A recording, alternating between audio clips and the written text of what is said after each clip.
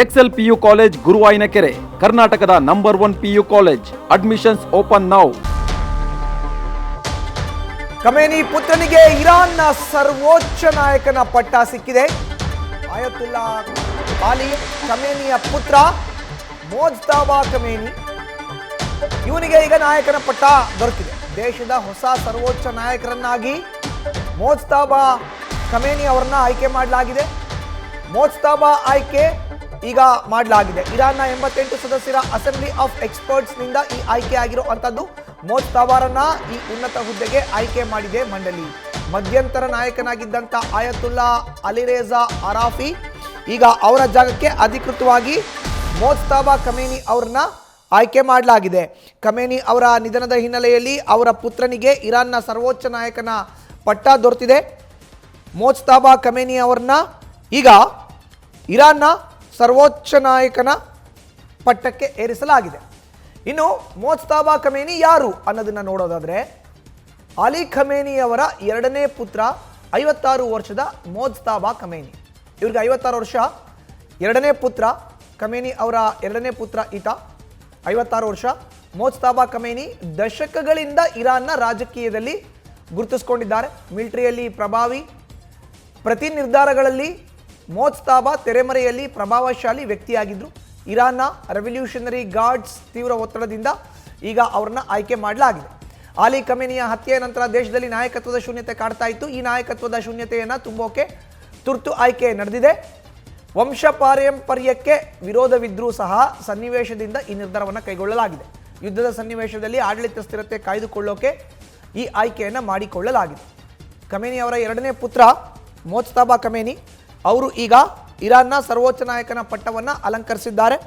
ಇದು ಆಯ್ಕೆಯಾಗಿರೋ ಅಂಥದ್ದು ಇರಾನ್ನ 88 ಸದಸ್ಯರ ಅಸೆಂಬ್ಲಿ ಆಫ್ ಎಕ್ಸ್ಪರ್ಟ್ಸ್ನಿಂದ, ಆ ಮಂಡಳಿಯಿಂದ ಆಯ್ಕೆಯಾಗಿದೆ. ಇರಾನ್ನ ಸರ್ವೋಚ್ಚ ನಾಯಕನ ಪಟ್ಟವನ್ನು ಅಲಂಕರಿಸಿದ್ದಾರೆ ಮೋಜ್ತಬಾ ಖಮೇನಿ. ಖಮೇನಿ ಅವರ ಎರಡನೇ ಪುತ್ರ ಇವರು. ಇನ್ನು ಮೋಜ್ತಬಾ ಖಮೇನಿ ಆಯ್ಕೆಯ ಹಿಂದಿನ ಲೆಕ್ಕಾಚಾರಗಳನ್ನು ನೋಡೋದಾದರೆ ಹೇಗೆ ಇವರ ಆಯ್ಕೆ ಆಯಿತು ಅನ್ನೋದನ್ನು, ಅಲಿ ಖಮೇನಿ ಅವರ ನೆರಳಿನಲ್ಲೇ ಬೆಳೆದಿರೋ ಅಂಥ ನಾಯಕ ಮೋಜ್ತಬಾ ಖಮೇನಿ. ತಂದೆಯ ಕಠಿಣ ಸಿದ್ಧಾಂತಗಳನ್ನು ಮುಂದುವರಿಸೋ ಅಂಥ ನಂಬಿಕೆ ಇದೆ. ಮೋಜ್ತಬಾ ತಮ್ಮ ತಂದೆಗಿಂತ ಹೆಚ್ಚು ಕಠಿಣ ನಿಲುವಿನ ವ್ಯಕ್ತಿ. ಇರಾನ್ನ ಶಕ್ತಿಶಾಲಿ ಸೇನಾ ಪಡೆ IRGC ಜೊತೆಗೆ ಸಂಬಂಧ, ಸೈನ್ಯದ ಸಂಪೂರ್ಣ ಬೆಂಬಲ, ಅಧಿಕಾರ ಹಸ್ತಾಂತರ ಸುಗಮ ಆಗಿದೆ. ಇಸ್ರೇಲ್ ವಿರುದ್ಧದ ಇರಾನ್ನ ನಿಲುವಿನಲ್ಲಿ ಸಡಿಲಿಕೆ ಇರಲ್ಲ. ಈ ಉದ್ವಿಗ್ನತೆಯಲ್ಲೂ ಕೂಡ ವಿದೇಶಾಂಗ ನೀತಿ ಬದಲಾವಣೆ ಮಾಡಿಲ್ಲ. ಸೈನ್ಯ ಸಹಾಯದಿಂದ ಆಂತರಿಕ ಪ್ರತಿಭಟನೆ ದಮನಿಸೋ ಅಂತ ಶಕ್ತಿ ಕೂಡ ಇದೆ.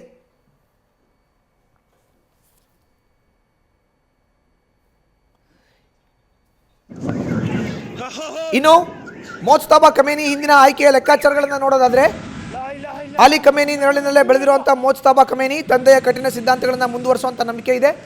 ಮೋಜ್ತಬಾ ತಮ್ಮ ತಂದೆಗಿಂತ ಹೆಚ್ಚು ಕಠಿಣ ನಿಲುವನ್ನು ತಗೊಳ್ಳೋ ಅಂಥ ವ್ಯಕ್ತಿ. ಇರಾನ್ನ ಶಕ್ತಿಶಾಲಿ ಸೇನಾ ಪಡೆ IRGC ಜೊತೆಗೆ ಸಂಬಂಧ ಚೆನ್ನಾಗಿದೆ.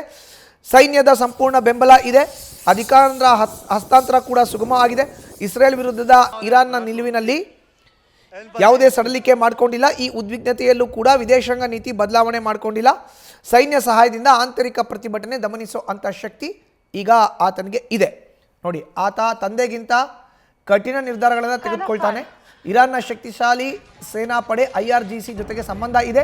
ಸೈನ್ಯದ ಸಂಪೂರ್ಣ ಬೆಂಬಲ ಇದೆ. ಹೀಗಾಗಿ ಅಧಿಕಾರ ಹಸ್ತಾಂತರ ಸುಗಮ ಆಗಿದೆ. ಇಸ್ರೇಲ್ ವಿರುದ್ಧದ ಇರಾನ್ನ ನಿಲುವಿನಲ್ಲಿ ಯಾವುದೇ ಸಡಲಿಕೆ ಇಲ್ಲ.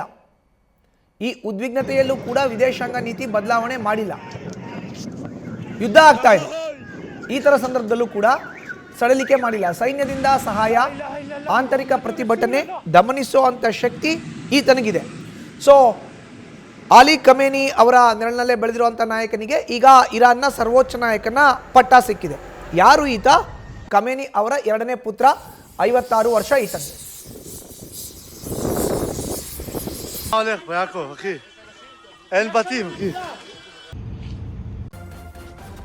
ನ್ಯೂಸ್ ಫಸ್ಟ್, ನಿರ್ಭೀತಿಯಿಂದ ನಿಮ್ಮ ಪರವಾಗಿ.